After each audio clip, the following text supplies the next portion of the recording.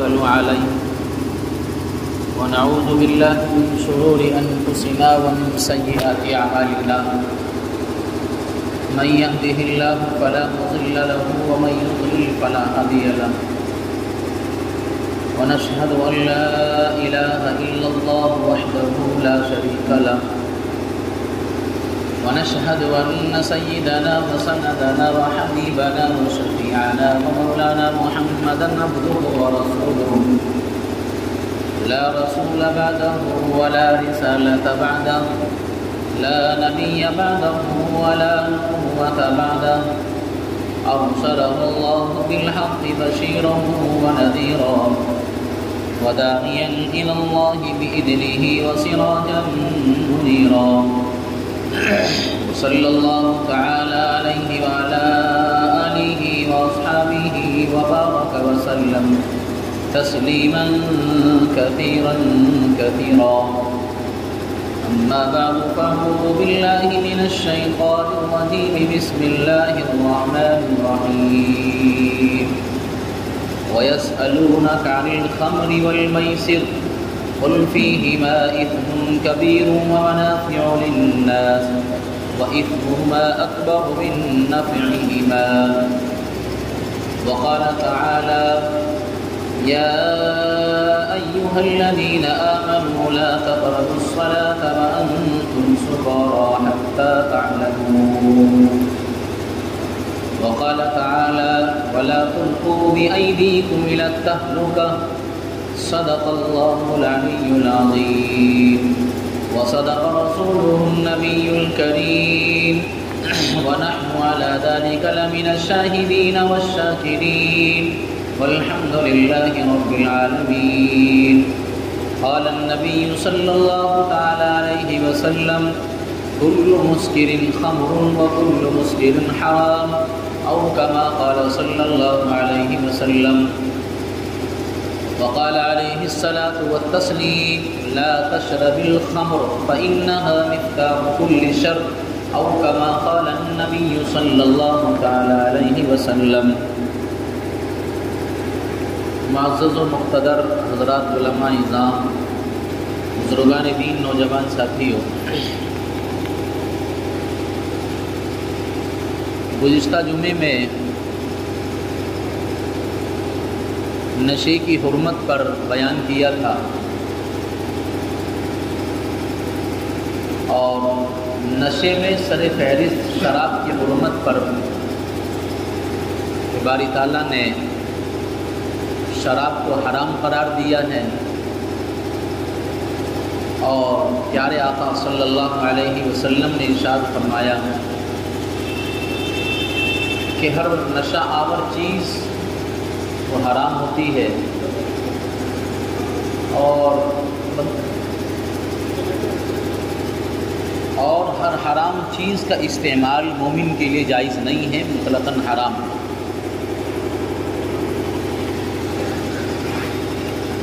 تو معاشرے میں خرابیاں بے پناہ ہیں اور جدھر دیکھیں معاشرے پر جدھر بھی نظر ڈالیں ادھر ہی ہمیں خرابی نظر آتی ہے، اور معاشرے میں برائیاں اور معاشرے میں اس وقت بے حیائیاں اور خرابیاں اتنی ہیں کہ ان کو اگر بیان کیا جائے تو وقت بھی ناکافی رہتا ہے۔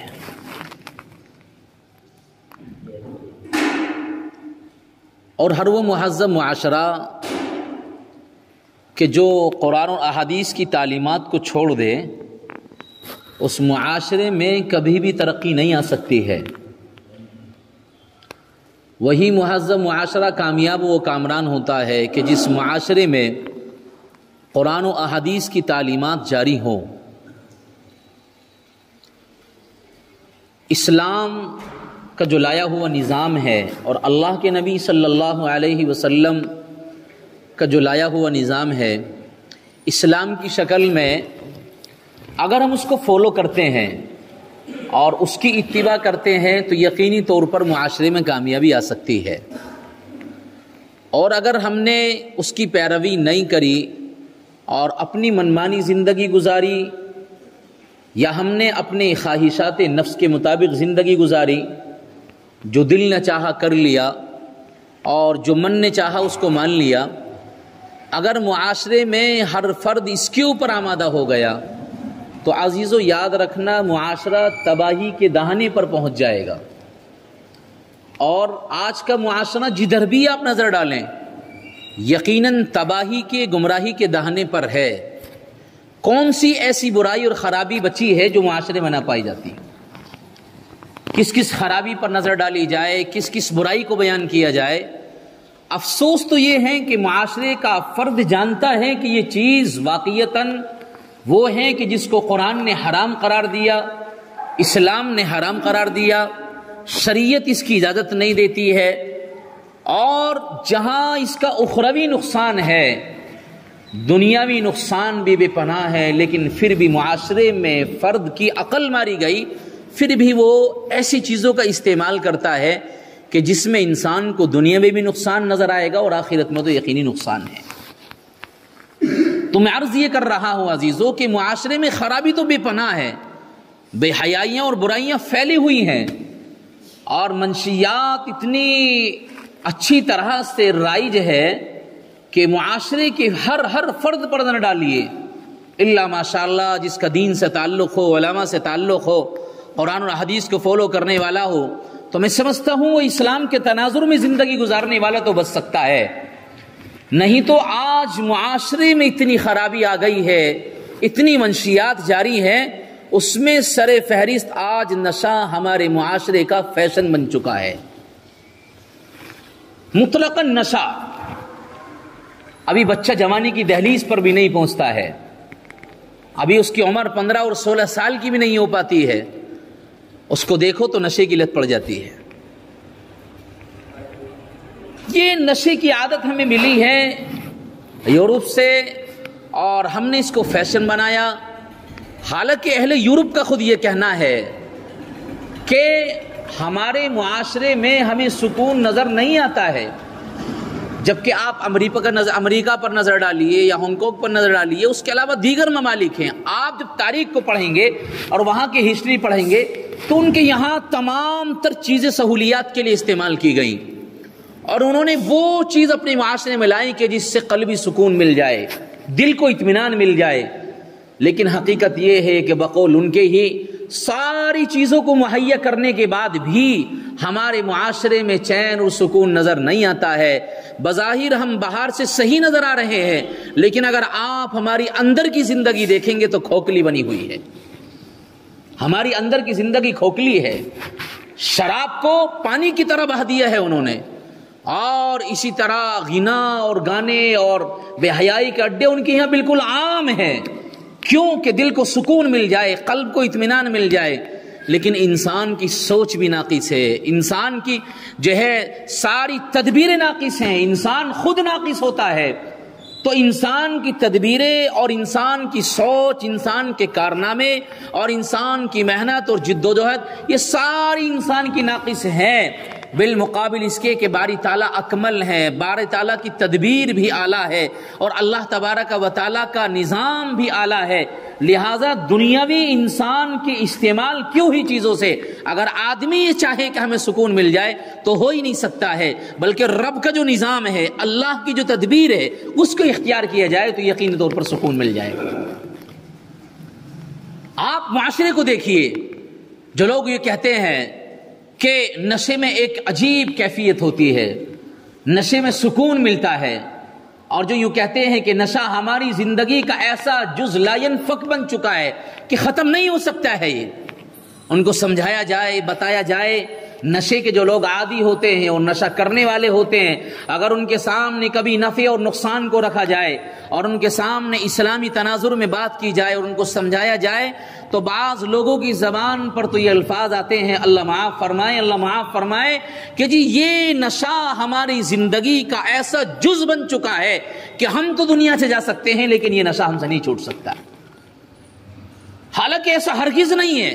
ان کی اپنی سوچ ہے، ان کا اپنا مائنڈ ہے، ان کی اپنی عقل ہے، اس کی بنیاد پر یہ بات عرض کر رہے ہیں۔ ورنہ آپ اسلام کی خوبی کو دیکھیے، اسلام کے ماننے والے کو دیکھیے اور اسلام کے فالووروں کو دیکھیے کیسے ان کی زندگی تھی؟ جب تک اسلام کا آفتاب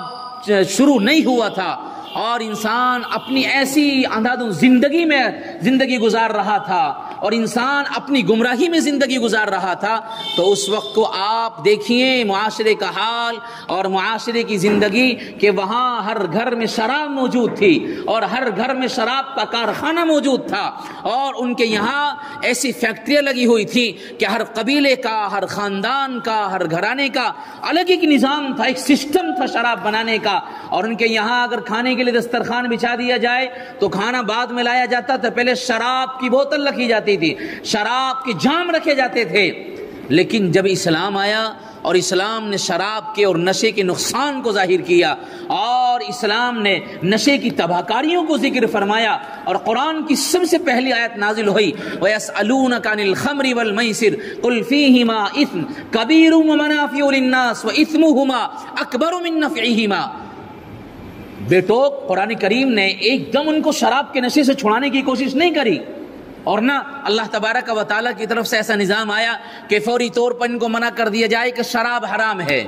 اس لیے کہ نشے کے عادی اور نشے کی لت لگ جانے کے بعد حقیقت تو یہ ہے کہ چھوڑنے والا اگر کوشش کرے تو چھوڑ سکتا ہے، جیسے کہ اس معاشرے کے لوگ کہ اسلام کے لانے سے پہلے اور اسلام کے شروع ہونے سے پہلے جو زندگی گزر رہی تھی وہ ایسی گمراہی میں تھی کہ شراب ان کے یہاں عام تھی، نشہ ان کے یہاں عام تھا، ساری چیزیں ان کے یہاں بالکل عام پائی جاتی تھی۔ لیکن جب قرآن کریم کی سب سے پہلی آیت سورہ بقرہ کی آیت نازل ہوئی اور اللہ نے فرمایا وَيَسْأَلُونَكَ عَنِ الْخَمْرِ وَالْمَيْسِرِ، اے نبی یہ آپ سے شراب اور جوئے کے تعلق سے پوچھ رہے ہیں، آپ سے یہ لوگ شراب اور جوئے کے بارے میں معلوم کرتے ہیں، تو اللہ فرما رہا ہے اے نبی آپ کہہ دیجئے قل فیہما اثم کبیر ومنافع للناس، اے اللہ کے نبی آپ اعلان کر دیجئے، اپنے ماننے والوں میں یہ بات رائج کر دیجئے کہ شراب میں اور جوئے میں نقصان ہے، شراب میں اور جوئے میں نقصان ہے، گناہ ہے۔ لیکن ساتھ ساتھ اللہ کے نبی علیہ الصلوۃ والسلام نے قرآن کریم کے حوالے سے یوں بھی کہا کہ اس میں کچھ فائدے بھی ہیں دنیاوی اعتبار سے،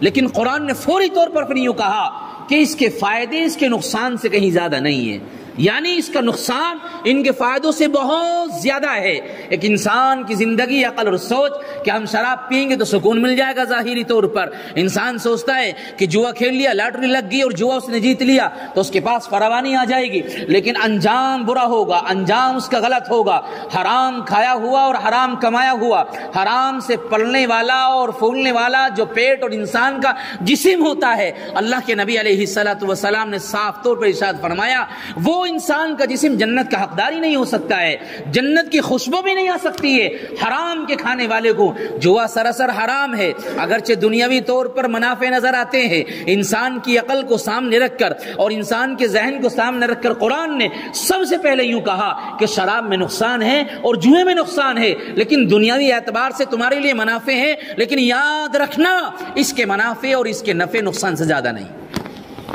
نقصان زیادہ ہے اور نفع کم ہے۔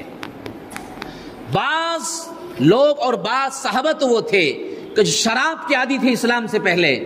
لیکن انہوں نے اس آیت کے نازل ہونے کے بعد ہی شراب کو چھٹکارا کر دیا اور چھوڑ دیا۔ وہ سمجھ گئے کہ اللہ تعالیٰ ہمارا ذہن بنا رہا ہے اور اب لگتا ہے کہ شراب کی حرمت آ جائے گی۔ اب تک شراب کی حرمت پر کوئی قرآنی آیت نہیں تھی، اسی لیے معاشرے میں شراب عام تھی، ہر ایک دسترخوان پر شراب رکھی جاتی تھی، جام اور بوتلیں ہر کسی کے یہاں موجود ہوتی تھی۔ یہی وجہ ہے کہ شراب کو استعمال کیا اور شراب کو پیا اور استعمال کرنے کے بعد اس کا کاروبار بھی کیا، اس کی فیکٹریاں لگائیں، اس کے کاروبار کیا اور اس کے لیے کارخانے لگائے۔ لیکن جب اللہ تبارک و تعالیٰ نے قرآن کریم کی ایک دوسری آیت نازل فرمائی اور اللہ نے فرمایا سورہ النساء میں یا ایھا الذین آمنوا لا تقربوا الصلاۃ وانتم سکارا، اے لوگو تم نماز کے قریب مت جانا، اللہ کے سامنے مت جانا جب تک تم نشے کی حالت میں ہو۔ لہذا اگر اللہ کے گھر میں جانا چاہتے ہو اور مسجد نبوی کے در و دیوار کو چھونا چاہتے ہو، مسجد نبوی کے صحن میں جانا چاہتے ہو اور اللہ تبارک و تعالیٰ سے راز و نیاز کی بات کرنا چاہتے ہو،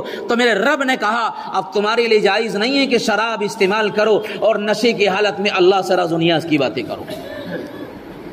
اللہ کے گھر میں جانا ہے تو شراب اور نشے کی حالت میں نہیں جانا. لکھا ہے، لکھتے ہیں، روایت میں یہ بات آتی ہے کہ اس وقت میں لوگوں نے دن میں تو شراب کو چھوڑ دیا، اس لیے کہ نماز اس وقت کی انسان کی ایسی ضرورت تھی کہ نماز نہیں چھوڑی جا سکتی تھی. لہذا شراب پینے کے باوجود بھی اگر وہ یہ کوشش کریں کہ ہم اللہ کے گھر میں پہنچ جائیں تو قرآن کی آیت موجود تھی، لہذا انہوں نے دن میں شراب پر پابندی لگا دی اور قدغن لگا دیا. لیکن رات جیسی آئی اور رات کا حصہ شروع ہوا، شراب کو استعمال کیا اور صبح فجر تک اتنا نشہ ہوتا تھا کہ صبح فجر کی نماز سے پہلے ان کا نشہ ختم ہو جاتا تھا. اور اس دوران ایک واقعہ بھی پیش آ گیا. عبد الرحمن بن عوف رضی اللہ تعالیٰ عنہ صحابی رسول ہیں، اپنے یہاں چند ایک صحابہ کی دعوت کری اور صحابہ کو بلایا گیا. عبد الرحمن بن عوف رضی اللہ تعالیٰ عنہ نے دسترخوان پر جہاں کھانا رکھا، شراب کی جام بھی تھی، شراب کی بوتلیں بھی رکھی تھی، اس لیے کہ ابھی کھل کر اللہ کی طرف سے شراب کی حرمت نہیں آئی تھی اور شراب کے لیے اللہ کی طرف سے کوئی ایسا قانون نہیں بنایا گیا تھا جس پر شراب کو یہ کہہ دیا جائے کہ یہ حرام ہے، اس کو استعمال نہ کرنا. ابھی پہلے تو یہ آیا کہ شراب میں گناہ ہے اور شراب میں نقصان ہے، جوئے میں نقصان ہے. پھر اللہ نے دوسری آیت یہ فرمائی کہ آپ نشے کی حالت میں اللہ کے گھر میں نماز کے قریب مت جانا اور نماز پڑھنے کے لیے مت جانا. ابھی حرمت کے لیے اس کا اعلان نہیں ہوا تھا. عبد الرحمن بن عوف رضی اللہ تعالیٰ عنہ نے صحابہ کو بلایا اور اپنے دسترخوان پر جہاں انہوں نے کھانا رکھا وہیں شراب کی جام بھی رکھ دی اور شراب کی بوتلیں بھی رکھی. اب چند صحابہ کرام نے کھانا بھی کھایا اور شراب بھی استعمال کر لیا. نماز کا وقت آ گیا. عبد الرحمن بن عوف رضی اللہ تعالیٰ عنہ یا حضرت علی رضی اللہ تعالیٰ عنہ، ان دونوں نے کوئی سے ایک نے نماز پڑھائی تو نماز پڑھنے میں سورہ کافرون پڑھی. قل یا ایھا الکافرون، لفظ یہ ہے لا اعبد ما تعبدون، کہ اے اللہ کے نبی آپ اعلان کر دیجئے کافرو، جس کی تم عبادت کرتے ہو اس کی عبادت میں نہیں کرتا ہوں. لیکن وہاں لا ختم کر دیا گیا، اعبد ما تعبدون، یعنی مطلب یہ ہے اے کافرو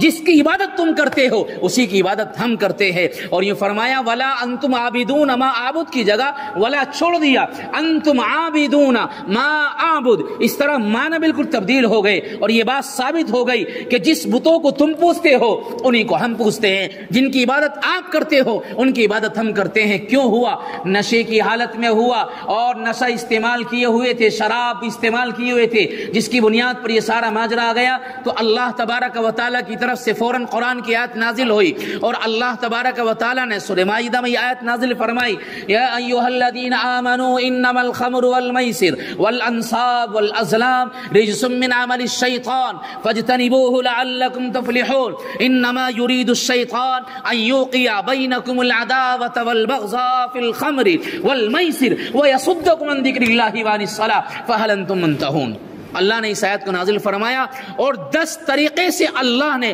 شراب کی حرمت کو لازم قرار دیا. ایسے اس میں 10 ایسے نقصانات اللہ تبارک و تعالی نے بتائے. صاف طور پر یہ بات واضح کر دی گئی کہ اب تک آپ شراب میں گناہ بتایا گیا تھا اور شراب میں نقصان بتایا گیا تھا، لیکن اب ایک دن اعلان یہ ہوا تھا کہ نشے کی حالت میں اللہ کے گھر میں مت جانا، نماز پڑھنے کے لیے مت جانا. لیکن آج اعلان سن لو، رب کا اعلان ہو رہا ہے یا ایھا الذین آمنوا انما الخمر والمیسر والانصاب والازلام رجس من عمل الشیطان. اللہ تبارک و تعالی نے فرمایا کہ یہ شراب، یہ جوا، یہ تیر، یہ فال، یہ سارے شرکی اعمال وہ ہیں جو شیطان کا عمل ہے اور شیطان کا یہ خاص عمل ہے، لہذا آپ اس کو چھوڑ دیجئے اگر کامیاب ہونا چاہتے ہو. یعنی اللہ تبارک و تعالیٰ نے آیت میں صاف طور پر شراب کی حرمت کو قرار دے دیا. صحابی رسول بیان کرتے ہیں کہ بعض جگہ تو وہ تھی جہاں محفلیں جمی ہوئی تھی اور شراب کا جام ہاتھ میں موجود تھا، کوئی پینے والا تھا، کوئی ڈھکن کھول رہا تھا اور کسی کے ہاتھ میں تھی. لیکن جب اللہ کا اعلان آیا تو ان کا مان دیکھیے، ان کی اتباع دیکھیے، آقا علیہ الصلوۃ والسلام کے فرمان کی اتباع، کہ شراب کو چھوڑ دیا اور مٹکے کو پھوڑ دیا اور شراب کے کارخانے کو تہس اور نہس کر دیا اور تمام آلات اور تمام کے تمام ان کے برتن جس میں شراب بنائی جاتی تھی، شراب کو پکایا جا سکتا تھا، یہ ذہن میں تصور بھی نہیں آیا کہ ان برتنوں کو بیچ کے نفع اٹھا لیا جائے، اس فیکٹری کو یہاں سے اجاڑ کر کسی کافر کو بیچ دیے جائے. نہیں، اللہ کی طرف سے اعلان آیا اور رب نے کہہ دیا شراب حرام ہے، جوا حرام ہے اور اسی طرح فال کا نکالنا حرام ہے، یہ شرکی اعمال تمام کے تمام حرام ہے. اب تمہیں اجازت نہیں ہے کہ شراب استعمال کرو. تو صحابی رسول نے شراب کو ایسا چھوڑ دیا، ایسا چھوڑ دیا۔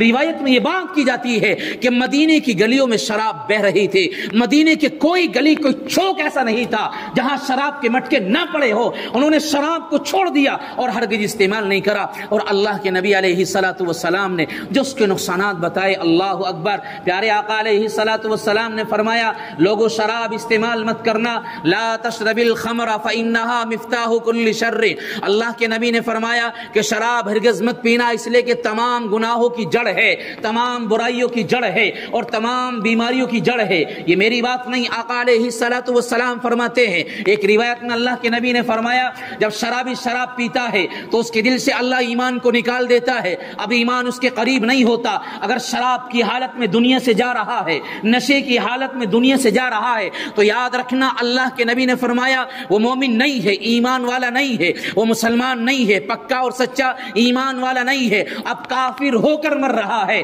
اب جنت سے اس کا کوئی تعلق نہیں ہے۔ اللہ کے نبی علیہ الصلوۃ والسلام نے فرمایا شرابی اگر شراب پینے کے بعد وہ توبہ اور استغفار کرے تو میرے آقا نے فرمایا ایک روایت میں 40 دن تک اللہ اس کی توبہ بھی قبول نہیں کرتے ہیں، اور ایک روایت میں فرمایا اللہ کے نبی نے نشہ کرنے والے کے لیے اللہ کے نبی کہتے ہیں 40 دن تک اس کا کوئی سجدہ بھی قبول نہیں ہوتا ہے، اور ایک روایت میں اللہ کے نبی علیہ الصلوۃ والسلام فرماتے ہیں دنیا کی شراب چھوڑ دو، دنیا کا نشہ چھوڑ دو، نہیں تو اللہ تمہیں جنت کی شراب سے محروم کر دے گا، اور جنت کی شراب شرابن طہورہ ہوگی، وہ شراب ہوگی کہ جس کو پینے کے بعد انسان نہ مدہوشی میں آ سکتا ہے، نہ عقل کھو سکتا ہے، نہ انسان بدتمیز ہو سکتا ہے، نہ انسان بیکار ہو سکتا ہے۔ وہ شراب طہور ہے جس سے سکون ملے گا اور قلب میں اطمینان آئے گا، وہ جنت کی شراب ہوگی۔ اللہ کے نبی نے فرمایا اگر دنیا میں شراب پیتے ہو تو جنت کی شراب کو بھول جاؤ، اللہ کے یہاں جنت کی شراب سے محروم کر دیے جاؤ گے۔ اور اللہ کے نبی علیہ الصلوۃ والسلام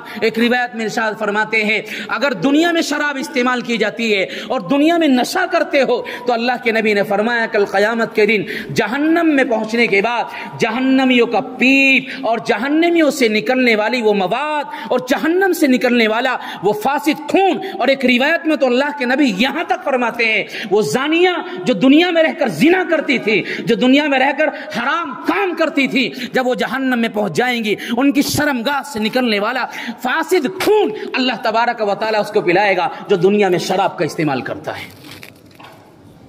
تمام شرابی بھی اس سے پناہ چاہیں گے، تمام شرابی بھی کہیں گے مولا یہ کیسی بدبو ہے، یہ کیسا گھناؤنی عمل ہے، یہ کیسی بری چیز ہے۔ اللہ کے نبی علیہ الصلوۃ والسلام فرماتے ہیں کچھ بھی ہو جائے شراب کا استعمال مت کرنا، نشہ کا استعمال مت کرنا، یہ تو اخروی نقصان ہے۔ دنیاوی نقصان پر نظر ڈالیے، بڑے بڑے سائنسداں اور بڑے بڑے ریسرچ مین اور بڑے بڑے ڈاکٹرز یہ کہنے پر مجبور ہے آج اگر دنیا سے شراب کا خاتمہ کر دیا جائے تو آدھی بیماریاں ختم ہو جائیں گی۔ آج ہاسپٹلوں میں آپ کو 50% جو پیشنٹ اور مریض ملیں گے وہ نشے کے عادی ہوں گے، نشے کا استعمال کرنے والے ہوں گے، اور نشہ خالص شراب سے نہیں ہو رہا ہے۔ اللہ کی پناہ آج ہمارے معاشرے کا نوجوان جس ابھی جوانی کی دہلیز پر بھی نہیں پہنچتا ہے، ابھی وہی زندگی میں ہے کہ اس کا ایک سجدہ اللہ کے یہاں بوڑھوں کے 70 سجدوں کے برابر ہے۔ کاش وہ اللہ کو منانے کے لیے آئے تو ابھی ہاتھ اٹھائے گا، رب کی طرف سے اس کے لیے معافی کا اعلان ہو جائے گا، اللہ کے سامنے سجدہ کرے، اللہ کی رحمت متوجہ ہو جائے گی۔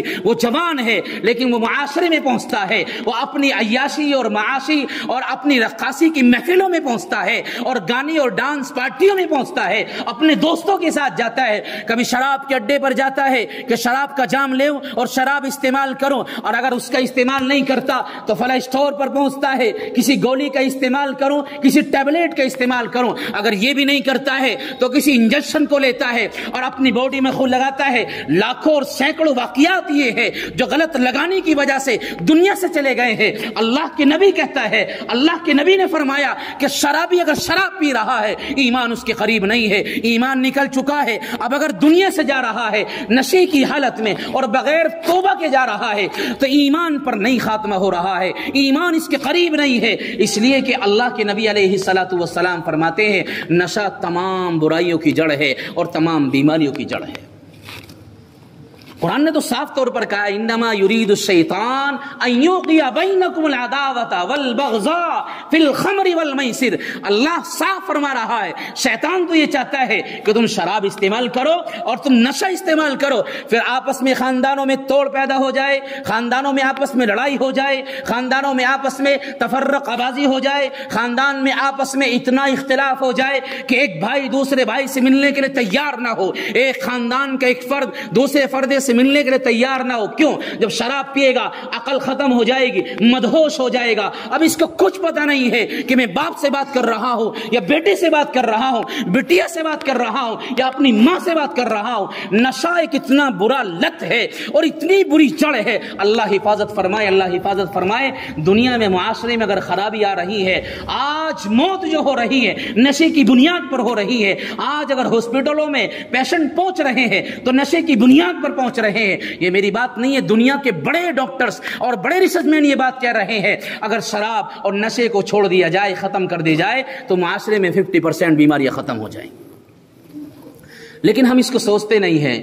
پیسہ خرچ کرتے ہیں اور بیماری خریدتے ہیں، پیسہ خرچ کر رہے ہیں موت کو خرید رہے ہیں. اور ایک آدمی گٹکا استعمال کرنے والا، آپ دیکھیں اس پر ایک پوسٹ آتی ہے، جو آدمی گٹکا استعمال کرتا ہے دیکھیے اس کے اوپر کیسی پوسٹ آ رہی ہے، اس کا عجیب سی کیفیت ہے. یہاں کینسر دکھایا جا رہا ہے اور اس کا جبڑا باہر نکلا ہوا دکھایا جا رہا ہے، لیکن پھر بھی استعمال کر رہا ہے. کہاں چلے گی عقل ایک مسلمان کی، ایک ایمان والے کی؟ صحابی کا حال تو یہ تھا کہ جب تک شراب کی حرمت نہیں آئی استعمال کیا، لیکن جب اللہ کی طرف سے حرمت آ گئی تو شراب کو ایسا چھوڑ دیا، ایسا چھوڑ دیا، گھر سے برتنوں کو بھی نکال دیا کہ کہیں ان کو دیکھ کر ہمارے دل میں کہیں امنگ پیدا نہ ہو جائے. سارے کارخانے، ساری کی ساری چیزیں انہوں نے ختم کر دی اور اس کو بالکل یہ ترک کر دیا.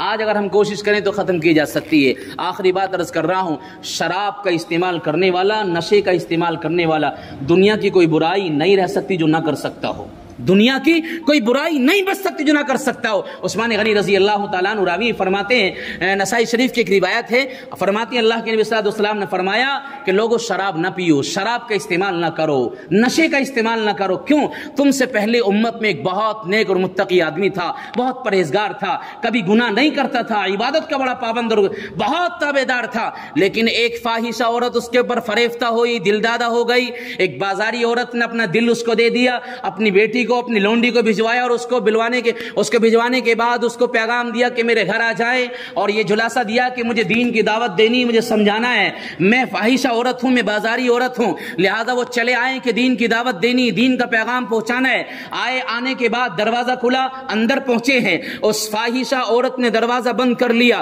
اب کیا دیکھتے ہیں کمرے میں؟ ایک طرف شراب کی بوتل ہے، ایک معصوم بچہ ہے، اور یہ فاحشہ عورت ہے. یہ کہتی ہوں نیک اور متقی پرہیزگار عورت سے، یہ کہتی ہیں تین چیزوں کا اختیار ہے، یا تو بچے کا قتل کر دو، یا پھر میرے ساتھ غلط کام کرو، یا شراب کا استعمال کرو. ان بزرگوں نے سوچا بچے کا قتل یہ بڑا بھاری گناہ ہے، اور اسی طرح غلط کام، بدفعلی یہ اور زیادہ بڑا گناہ ہے. زانیہ اور زنا کرنے والے کی اللہ کے یہاں بخشش نہیں ہوتی جب تک توبہ نہ کرے. یہ دل میں خیال آیا اور مائنڈ میں یہ بات پہنچی کہ میں اس کو استعمال نہ تو بچے کو قتل کر سکتا ہوں اور نہ میں تمہارے ساتھ غلط کام کر سکتا ہوں. انہوں نے سوچا کہ شراب یہ ہلکا گناہ ہے، میں اس کو استعمال کر لوں، وقتی طور پر بچ جاؤں گا اور اللہ سے معافی مانگ لوں گا، رب کریم ہے معاف کر دے گا. شراب کی بوتل کو اٹھایا، استعمال کیا. روایت میں آتا ہے شراب کو استعمال کرنے کے بعد ذرا مدہوشی آئی اور نشہ طاری ہوا. اب دوسری بوتل خود مانگتے ہیں، دوسری بوتل کا استعمال کیا. اب اس فاحشہ عورت نے کہا اب میرے قبضے میں آ چکے ہو، جو میں چاہتی تھی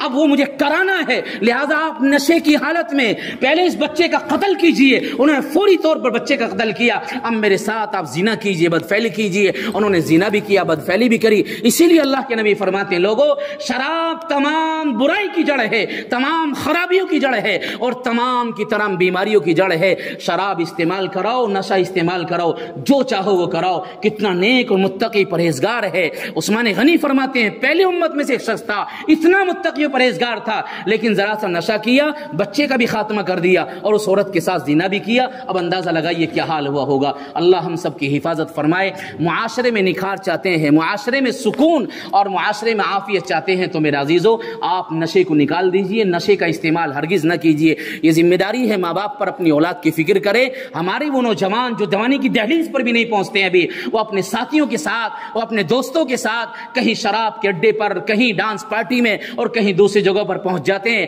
اور فیشن کے طور پر استعمال کرتے ہیں۔ اللہ کے واسطے اس نشے کو چھوڑ دیجئے، نشے کو نکال دیجئے معاشرے سے۔ معاشرے میں دیکھیں نکھار آ جائے گا، سکون آ جائے گا، اطمینان آ جائے گا، آپس میں محبت بڑھے گی، قلب میں سکون آئے گا، اطمینان آئے گا۔ اور اگر نشے میں لگے رہے تو یاد رکھنا معاشرے میں کوئی ایسی خرابی نہیں بچے گی جو ہمارے معاشرے میں نہیں آ سکتی ہے۔ اللہ تبارک و تعالی ہمیں ان تمام چیزوں سے بچنے کی توفیق نصیب فرمائے۔ اللہ ہمیں ان باتوں پر عمل کرنے کی توفیق عطا فرمائے۔ وآخر دعوانا الحمدللہ رب العالمین۔